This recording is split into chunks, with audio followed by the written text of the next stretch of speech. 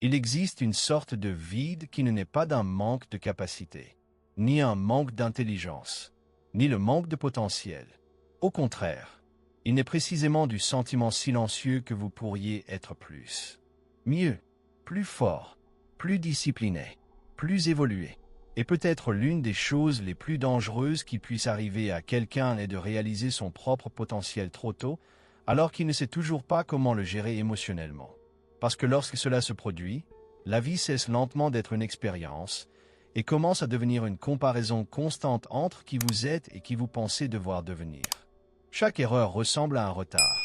Chaque faiblesse est comme une honte. Chaque instant de repos commence à générer une culpabilité silencieuse. Et petit à petit, vous arrêtez de vivre dans le présent car votre esprit commence à exister en permanence dans une version idéalisée du futur. C'est peut-être exactement ce qui fait de Musashi un personnage si profondément humain. Car derrière les combats, la force et la recherche de la perfection, il se passe quelque chose de bien plus douloureux. Une guerre silencieuse contre l'insuffisance elle-même. Beaucoup de gens regardent Musashi et n'y voient que de la discipline, détermination, évolution. Mais quand on y regarde bien, on remarque quelque chose de plus sombre caché parmi ces silences. Il y a un énorme fardeau psychologique à essayer constamment de devenir quelqu'un de plus grand que vous ne l'êtes actuellement. Et peut-être connaissez-vous ce sentiment. Le sentiment de ne jamais pouvoir se reposer complètement parce qu'il y a toujours une partie de votre esprit qui vous dit que vous n'en avez pas encore fait assez. Cela n'a pas encore assez évolué. Ce n'est toujours pas assez fort. Comme si exister naturellement ne suffisait jamais à lui seul. Le problème est que l'obsession de l'évolution personnelle commence presque toujours de manière admirable. Vous voulez vous améliorer. Je veux grandir. Vous voulez surmonter vos limites. Vous voulez laisser derrière vous une version plus faible de vous-même. Cela semble sain, et parfois c'est vraiment le cas. Mais il existe un point invisible où l'évolution cesse d'être une croissance et commence à devenir un mécanisme d'évasion psychologique. Parce que certaines personnes n'évoluent pas par simple ambition. Ils évoluent parce qu'ils croient inconsciemment qu'ils ne mériteront de la valeur que lorsqu'ils deviendront enfin extraordinaires. Et ça change tout. Parce que lorsque quelqu'un associe la valeur personnelle au besoin constant d'amélioration, le repos commence à ressembler à un échec. La vulnérabilité commence à ressembler à un retard. Et le bonheur commence à être toujours reporté jusqu'à une prochaine version de vous-même qui n'arrive jamais complètement.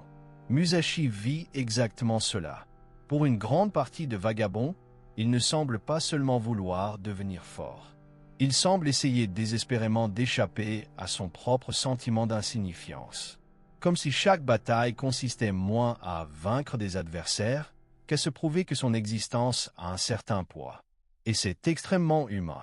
Parce que beaucoup de gens vivent aujourd'hui piégés dans la même logique sans s'en rendre compte. Ils travaillent excessivement. Ils étudient excessivement. Ils essaient de devenir émotionnellement supérieurs, plus intelligents, plus contrôlés, plus productifs. Mais au fond, il y a une question silencieuse qui ne disparaît jamais complètement. Si j'arrête d'évoluer, aurai-je toujours de la valeur? C'est l'une des questions psychologiques les plus dangereuses de la modernité. Parce qu'elle transforme le développement personnel en survie émotionnelle. Et quand l'évolution devient survie, le cerveau ne se repose jamais vraiment. Il y a toujours une anxiété interne, toujours une comparaison. Je me sens toujours en retard, comme si la valeur elle-même dépendait d'une performance constante. Ce qui est effrayant, c'est que de l'extérieur, cela semble souvent admirable. Les personnes obsédées par la croissance sont souvent félicitées, appellent disciplinées, ambitieux, déterminés. Et encore une fois, parfois, ils le sont vraiment.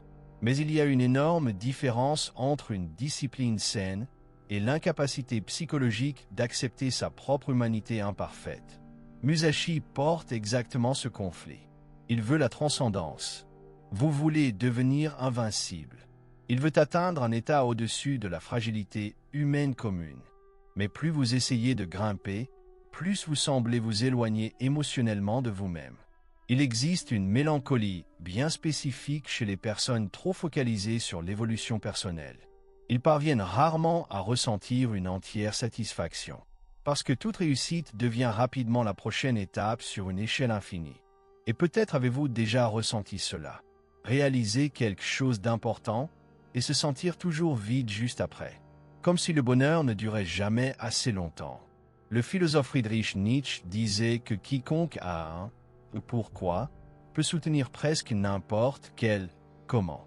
Le problème est que de nombreuses personnes modernes ont perdu le lien avec leur « pourquoi ». Ils tentent alors de combler cette absence par une évolution constante. Plus de performance, plus de contrôle, plus de compétences, plus de supériorité. Mais aucune de ces choses ne résout complètement le sentiment d'insuffisance interne lorsqu'elle naît de blessures émotionnelles profondes. Et c'est peut-être ce qui rend Musashi si fascinant psychologiquement. Il n'essaie pas seulement de grandir. Il essaie de trouver son identité par la force. Le problème est que l'identité construite uniquement sur la performance devient extrêmement fragile. Car il suffit d'un échec pour que toute la structure émotionnelle commence à s'effondrer. Pendant plusieurs instants dans Vagabond, Musashi semble incapable d'exister simplement en paix avec lui-même. Il y a toujours de l'agitation, toujours une faim interne. Il faut toujours continuer à avancer. Et il y a là quelque chose de profondément moderne. Aujourd'hui, de nombreuses personnes vivent émotionnellement dans l'incapacité de rester tranquilles avec elles-mêmes. Le silence devint inconfortable. Le repos s'est transformé en culpabilité. La présence est devenue improductive. Ils transforment alors leur vie en une course silencieuse vers une version idéalisée d'eux-mêmes. Une version qui devrait finalement suffire.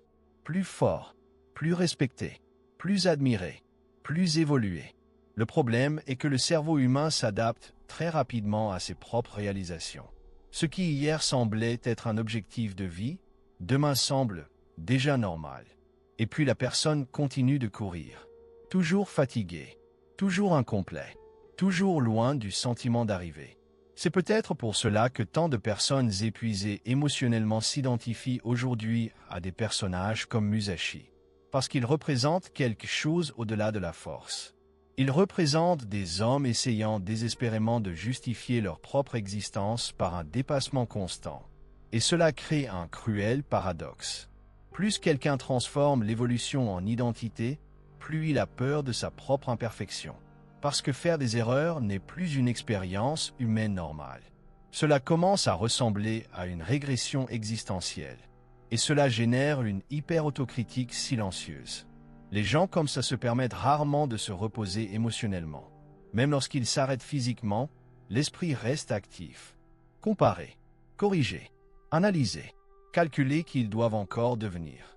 Le psychologue Carl Rogers a déclaré que le curieux paradoxe humain est que ce n'est que lorsque quelqu'un s'accepte vraiment qu'il peut changer de manière saine.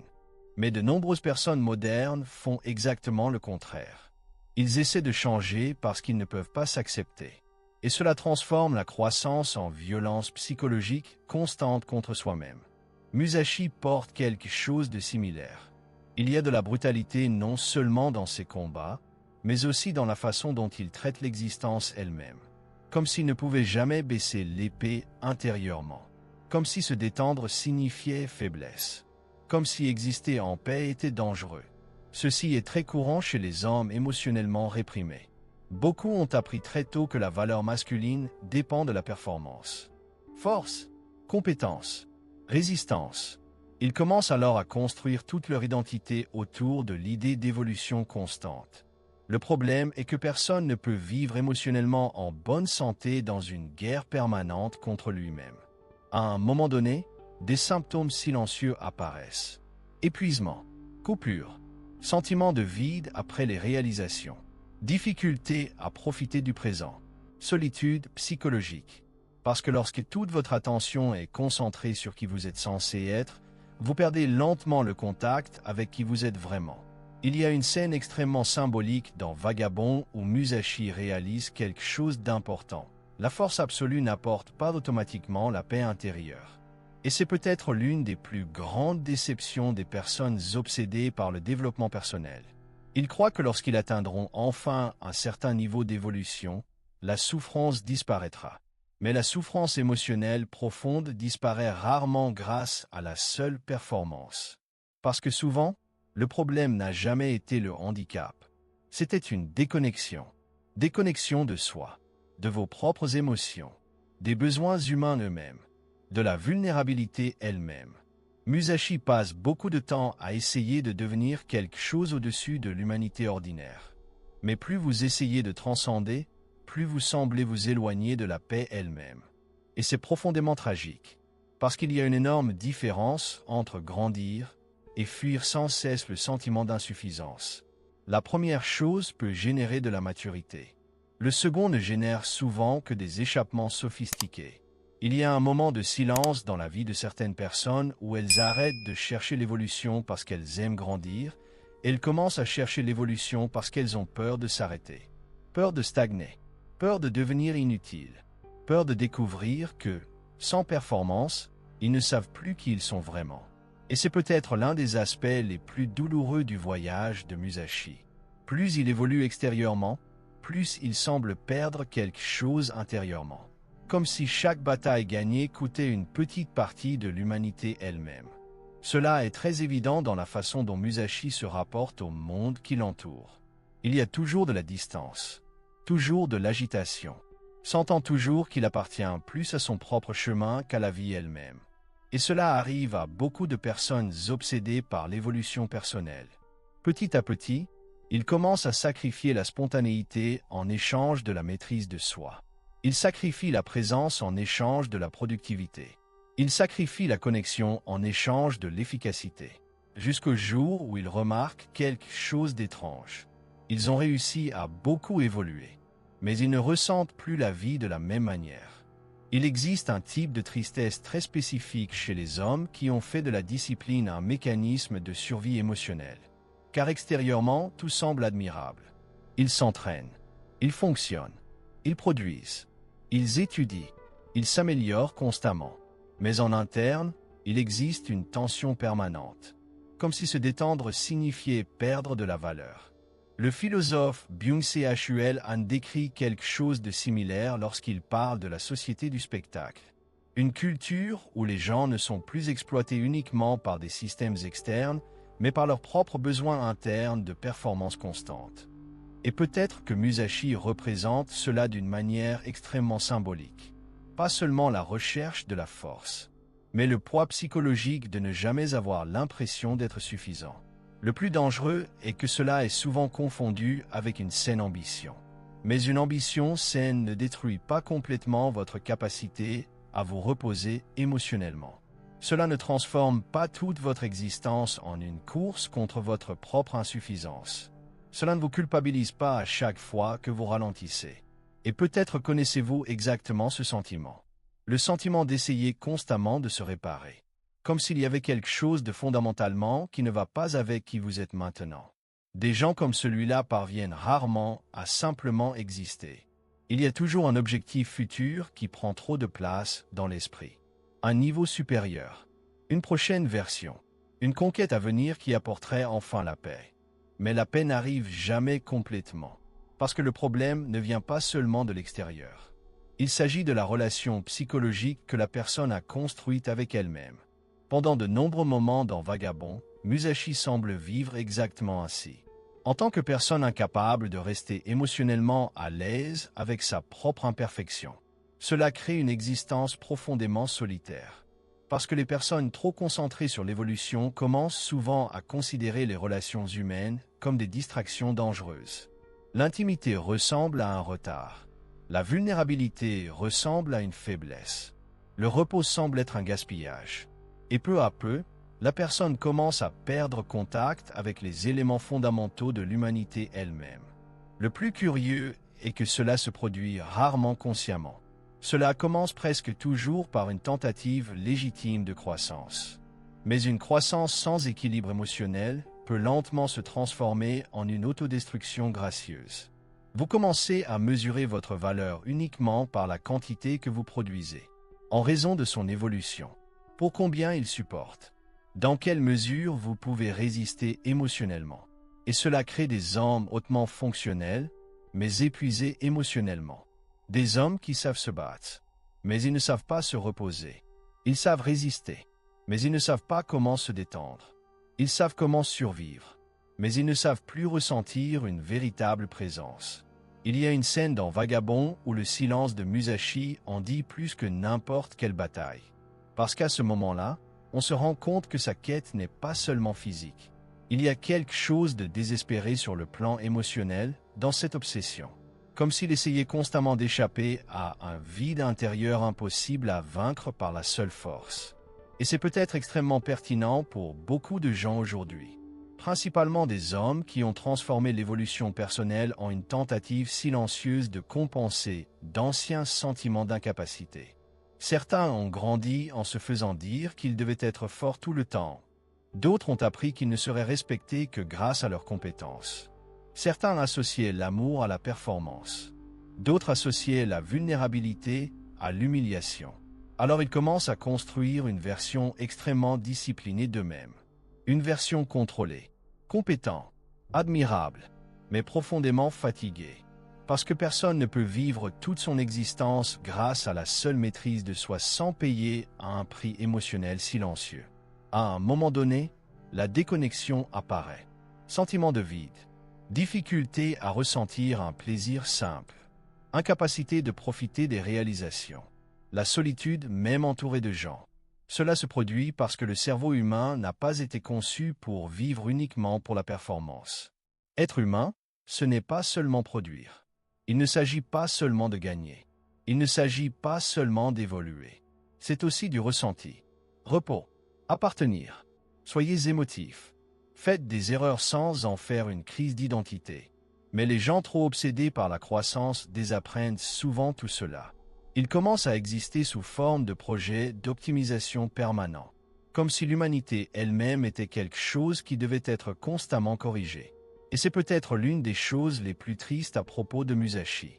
Il passe beaucoup de temps à essayer de devenir invincible, tout en s'éloignant peu à peu de sa propre capacité à vivre en paix. Il y a une énorme différence entre la force émotionnelle et l'incapacité à baisser la garde. Beaucoup de gens confondent les deux choses. Ils pensent qu'avoir froid est synonyme de maturité. Ils pensent que tout supporter seul signifie une évolution. Ils pensent que ne jamais avoir besoin de personne signifie la liberté. Mais il ne s'agit souvent que d'une hypervigilance émotionnelle sophistiquée. Le cerveau habitué à survivre apprend à transformer la maîtrise de soi en protection. La personne commence alors à surveiller constamment sa propre vulnérabilité. Contrôle les émotions, contrôle l'image, contrôle les comportements, contrôlez même vos propres désirs. Et cela crée une vie émotionnelle extrêmement rigide. Musashi en démontre beaucoup. Il y a toujours une tension invisible en lui, même dans les moments de silence, même quand il semble immobile, comme si une partie de l'esprit ne pouvait jamais vraiment se reposer. Et peut-être que vous connaissez aussi ce sentiment. Être seul, mais toujours incapable de ressentir une vraie tranquillité. Comme s'il y avait toujours une charge interne qui vous surveillait. Cela se produit parce que de nombreuses personnes ont intériorisé une idée dangereuse. Ma valeur dépend de mon évolution. Et quand on croit profondément à cela, l'existence elle-même devient une compétition sans fin contre soi-même. Le problème est que l'auto-amélioration infinie ne guérit pas automatiquement les vieilles blessures émotionnelles. Vous pouvez devenir plus discipliné et rester vide, plus intelligent et rester seul, plus fort et toujours fatigué émotionnellement. Parce que certaines douleurs ne disparaissent pas grâce à la performance. Ils doivent être compris. Sentiments. Intégrés. Le psychologue Donald Winnicott a déclaré que l'une des plus grandes tragédies humaines se produit lorsqu'une personne commence à vivre uniquement à travers un faux soi. Une version adaptée créée pour survivre et être socialement acceptée. Et beaucoup de gens obsédés par l'évolution finissent par construire exactement cela. Toute une identité basée sur la performance. Discipline, compétence, contrôle. Mais plus ils vivent uniquement à travers cette version optimisée, plus le contact avec les parties spontanées et vulnérables de leur propre personnalité devient distant. C'est peut-être pour cela que Musashi semble si seul alors même qu'il continue d'évoluer. Parce que la force sans appartenance émotionnelle apporte rarement la vraie paix. Il existe un épuisement très spécifique chez les hommes qui croient avoir besoin de gagner du repos grâce à la performance. Ils ne se détendent jamais complètement. Ils n'ont jamais l'impression d'en avoir fait assez. Ils ne peuvent jamais exister sans culpabilité. Tout doit être utile, productif, stratégique, évolutionniste. Et petit à petit, même les moments les plus simples commencent à perdre de leur profondeur émotionnelle. Parce que l'esprit reste trop occupé à essayer de réaliser une version future idéalisée. Le plus cruel, c'est que cette logique paraît très rationnelle. Après tout, qui ne voudrait pas évoluer, qui ne voudrait pas grandir. Le problème commence lorsque la croissance cesse d'être une expression saine de la vie et devient une tentative désespérée de combler un vide émotionnel interne. À ce stade, l'évolution ne produit plus de liberté. Cela produit un emprisonnement psychologique sophistiqué. Musashi s'en rend compte lentement tout au long du voyage lui-même. Plus il essaie de devenir invincible, plus il se rend compte que la force absolue ne résout pas complètement la souffrance humaine. Parce que la souffrance émotionnelle ne naît pas seulement de la faiblesse. Cela vient souvent précisément de l'incapacité d'accepter sa propre humanité imparfaite. Et c'est peut-être l'un des plus grands conflits silencieux entre des personnes extrêmement disciplinées. Ils savent s'améliorer constamment, mais ils ne savent pas comment se traiter avec gentillesse. Ils savent résister à la douleur, mais ils ne savent pas comment accepter la vulnérabilité. Ils savent résister au monde, mais ils ne savent pas comment se reposer. Il y a une phrase très silencieuse dans l'esprit de beaucoup de ces personnes. Si je continue à évoluer, peut-être que je deviendrai enfin quelqu'un digne de la paix. Mais la paix n'est pas uniquement de la performance. La paix nécessite également une réconciliation interne. Et c'est peut-être exactement ce que Musashi passe tant de temps à essayer de comprendre sans pouvoir le nommer complètement. Parce qu'au fond, son véritable combat n'a jamais été uniquement contre d'autres hommes. Cela allait à l'encontre de son propre sentiment intérieur d'insuffisance. Il y a quelque chose de profondément fatigant à essayer constamment de mériter sa propre existence. Et peut-être que beaucoup de gens ne réalisent jamais qu'ils ont passé des années à faire exactement cela. Essayer de gagner le respect, mériter l'amour, mériter l'admiration, mériter du repos, mériter de sentir enfin que vous êtes suffisant. Mais quand quelqu'un transforme sa propre valeur en un objectif futur, sa vie entière commence à se dérouler dans un état permanent d'incomplétude. Vous n'arrivez jamais vraiment. Vous ne ressentez jamais une paix durable. Vous ne pouvez jamais simplement exister sans penser à prochaine amélioration. Et cela crée une anxiété existentielle extrêmement silencieuse. Pas cette anxiété explosive, mais une agitation constante. Un mal-être interne difficile à expliquer. Comme si rester assis trop longtemps vous obligeait à faire face à quelque chose en vous que vous avez passé des années à essayer d'éviter. Musashi semble vivre exactement ainsi pendant une grande partie du voyage lui-même. Il y a toujours du mouvement. Cherchez toujours. Combattez toujours. Comme si ralentir pouvait le faire s'effondrer émotionnellement. Et c'est beaucoup plus courant qu'il n'y paraît. Certaines personnes sont tellement habituées à survivre à travers une évolution constante qu'elles ne savent plus qui elles sont sans se battre. La souffrance devient identité. L'effort devient une personnalité. Le dépassement devient la seule forme d'estime de soi. Et puis un étrange vide apparaît. Car même après avoir beaucoup évolué, la personne reste émotionnellement éloignée d'elle-même. Le philosophe Kierkegaard a déclaré que l'une des formes les plus profondes du désespoir humain consiste à passer sa vie à essayer de devenir quelqu'un d'autre que celui que l'on est réellement. Et peut-être que cela décrit parfaitement le bilan psychologique de l'obsession moderne du développement personnel. Beaucoup de gens ne font pas que grandir. Ils tentent d'échapper à leur propre humanité imparfaite. Essayer d'abandonner les anciennes versions d'eux-mêmes avec tant de violence qu'ils finissent par abandonner avec elles des pans importants de leur propre identité. Musashi en transporte beaucoup. Il y a quelque chose de presque brutal dans la façon dont il essaie constamment de repousser ses propres limites. Comme si la vulnérabilité était quelque chose qui devait être détruit. Comme si la douceur était une faiblesse. Comme si le repos était un risque. Et peut-être que de nombreux hommes modernes ont appris exactement la même chose. Ce sentiment de trop gêne. Ce ralentissement affaibli. Ce besoin émotionnel manifeste réduit la valeur masculine. Alors ils transforment leur vie en une recherche sans fin de contrôle. Contrôle physique, contrôle émotionnel, contrôle financier, contrôle psychologique. Mais il y a une énorme différence entre la maturité et l'incapacité à tolérer la vulnérabilité. Les personnes émotionnellement saines sont capables de ressentir de la fragilité sans perdre complètement leur identité. Les personnes émotionnellement blessées croient souvent que toute faiblesse représente un danger existentiel. Et cela crée un hyper-contrôle. Vous surveillez tout. Votre image, vos résultats, vos comportements, vos émotions. Même vos propres pensées commencent à ressembler à quelque chose qui doit être constamment corrigé. Le problème est que personne ne peut vivre longtemps en bonne santé émotionnelle dans cet état. Parce que le cerveau humain a besoin d'espace où il peut simplement exister sans défense constante. Besoin de moments sans performance. Aucune surveillance. Aucune comparaison. Pas besoin de prouver sa valeur à tout moment. Mais les gens obsédés par l'évolution désapprennent souvent cela très tôt.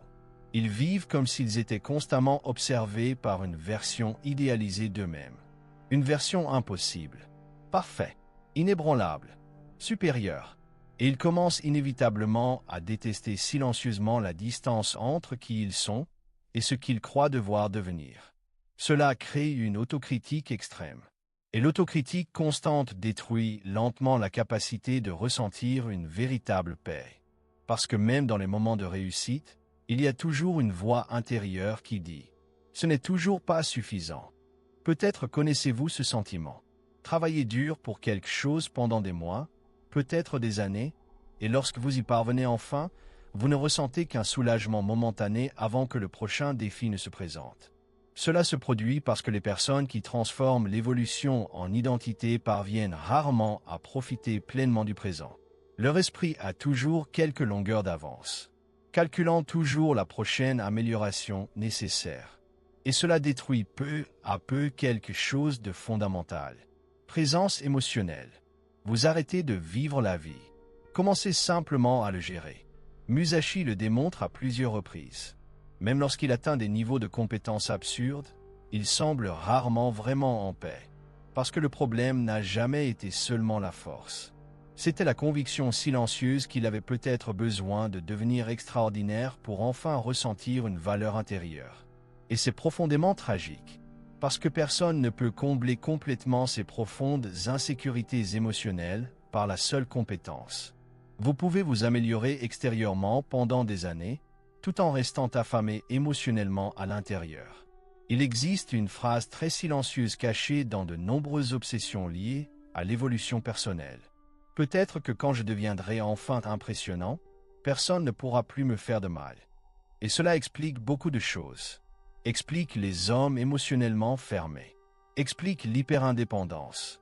Explique les gens incapables de se détendre.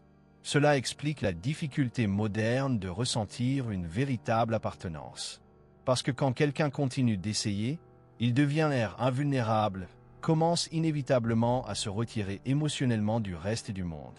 Après tout, la connexion nécessite exactement ce que les personnes hypervigilantes craignent le plus. Exposition émotionnelle. Musashi semble souvent porter ce conflit. Il existe une tension invisible entre le désir de transcendance et le besoin profondément humain d'appartenance. Et c'est peut-être l'un des aspects les plus mélancoliques de son voyage. Plus vous devenez puissant, plus vous semblez isolé émotionnellement. Cela se produit parce qu'une obsession extrême pour la croissance crée souvent une solitude psychologique. Pas nécessairement parce que la personne est physiquement seule, mais parce que vous commencez à exister émotionnellement éloigné de presque tout. Les relations semblent superficielles. Les conversations semblent vides. Le repos semble improductif. Et petit à petit, votre vie entière commence à être filtrée uniquement par la logique de la performance. Le plus dangereux est que cela puisse paraître une évolution légitime, surtout dans une culture qui romantise l'hyperdiscipline masculine. Il existe aujourd'hui presque une esthétique de l'autosuffisance émotionnelle.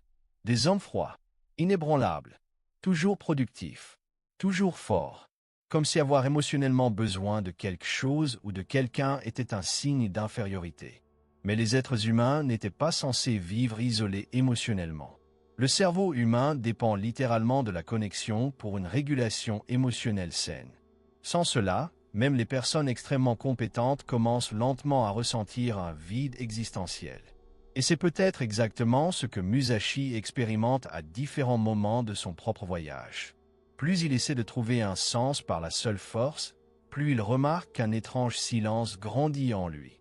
Parce que la force résout beaucoup de choses. Mais cela ne résout pas complètement la solitude. Cela ne résout pas la déconnexion émotionnelle. Cela ne résout pas le besoin humain d'une véritable appartenance.